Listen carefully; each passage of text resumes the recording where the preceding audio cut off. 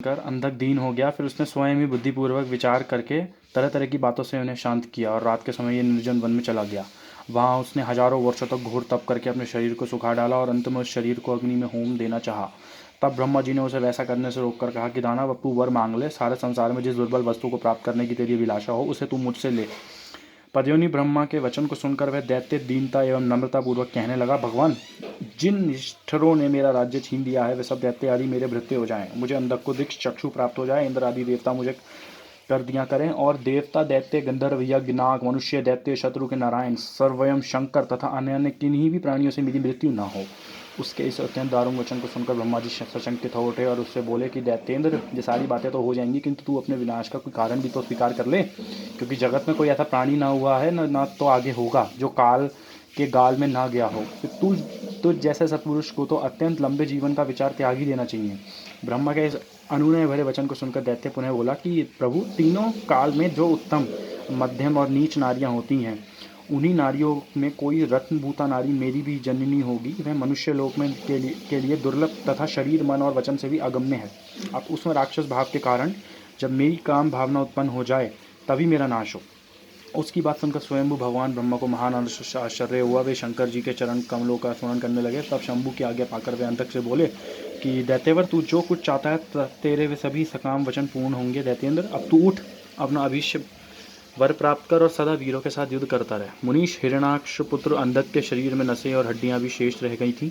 वह ब्रह्मा के ऐसे वचन सुनकर शीघ्र ही भक्तिपूर्वक उन लोकेश्वर के चरणों में लौट गया और इस प्रकार बोला कि विभो, जब मेरे शरीर में नसें और हड्डियां मात्र ही शेष रह गई हैं, तब भला इस देह से शत्रु सेना में प्रवेश करके मैं कैसे युद्ध कर सकूंगा। अतः अब आप मेरे पवित्र हाथ से मेरा स्पर्श करके शरीर को मांसल बना दीजिए। महर्षि अंधक की प्रार्थना सुनकर ब्रह्मा जी ने अपने हाथ से उसके शरीर को स्पर्श किया और फिर वे मुनिगणों तथा सिद्ध समूहों से भली भांति पूजित हो देवताओं के साथ अपने धाम को चले गए।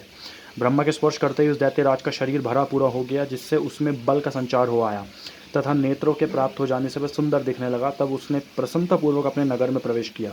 उस समय प्रहलाद आदि श्रेष्ठ दानवों ने जब उसे वरदान प्राप्त करने के लिए आया हुआ जाना, तब वे सारा राज्य उसे समर्पित करके उसके वशवर्ती भृत्य हो गए। तदनंतर अंधक सेना और भृत्य वर्गों के साथ ले स्वर्ग को जीतने के लिए गया।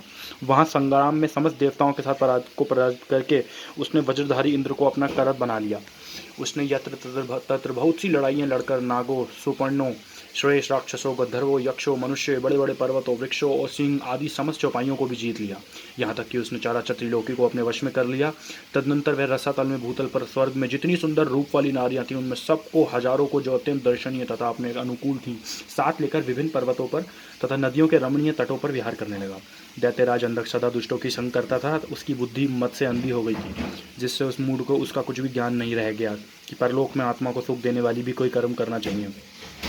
इस प्रकार वे महामनस्वी दैत्य उन्मत्त हो और अपने सारे प्रधान पुत्रों को कुतर्कवाद से पराजित करके दैत्यों सहित संपूर्ण वैदिक धर्मों का विनाश करता हुआ विचरण करने लगा। वह धन के मत से अभिभूत हो वेद, देवता, ब्राह्मण और गुरु आदि किसी को भी नहीं मानता था। प्रारब्धवश उसकी आयु समाप्त हो चुकी थी। इसी से वह स्वेच्छाचार में प्रवृत्त हो व्यर्थ ही अपना आयु शेष दिन गंवाता हुआ रमण कर रहा था। उस दानव श्रेष्ठ के 3 मंत्री थे, जिनका नाम था दुर्योधन, वैदस और हस्ती। एक समय उन तीनों ने उस पर्वत के किसी स्थान पर एक परम रूपवती नारी को देखा। उसे देखकर वे शीघ्रगामी श्रेष्ठ दैत्य हर्षमग्न हो तुरंत ही महादैत्यपति वीरवर अंधक के पास पहुंचे और बड़े प्रेम से उसे देखी हुई घटना का वर्णन करने लगे। मंत्रियों ने कहा कि दैत्य, यहाँ एक गुफा के भीतर हमने एक मुनि को देखा है। ध्यानस्थ होने के कारण उसके नेत्र बंद हैं। वह बड़ा रूपवान है। उसके मस्तक पर अंध्रचल की कला अपनी छटा बिखेर रही है और कमर में गजेंद्र की खाल बनी हुई है। बड़े बड़े नाग उसके सर में शरीर लिपटे हुए हैं और खोपड़ियों की माला ही उसका जटाधारी का आभूषण है। उसके हाथ में त्रिशूल तथा एक विशाल धनुष और बाण और तुणीर भी वह धारण किए हुए है। उसका अक्ष सूत्र स्पष्ट दिख रहा है। उसके 4 भुजाएं तथा लंबी लंबी जटाएं हैं। वह खंग, त्रिशूल और लुकुट धारण किए हुए हैं। उसकी प्रकृति अत्यंत गौर है और उस पर भस्म का अनुलेप लगा हुआ है। वह अपने उत्कृष्ट तेज से सुशोभित हो रहा है। इस प्रकार उस श्रेष्ठ तपस्वी का सारा वेश ही अद्भुत है। उससे थोड़ी ही दूर हमने एक और पुरुष को देखा है जो विकराल मानस सा है। उसका मुख बड़ा भयंकर है। वह सभी आयुध धारण किए हुए हैं, परंतु उसका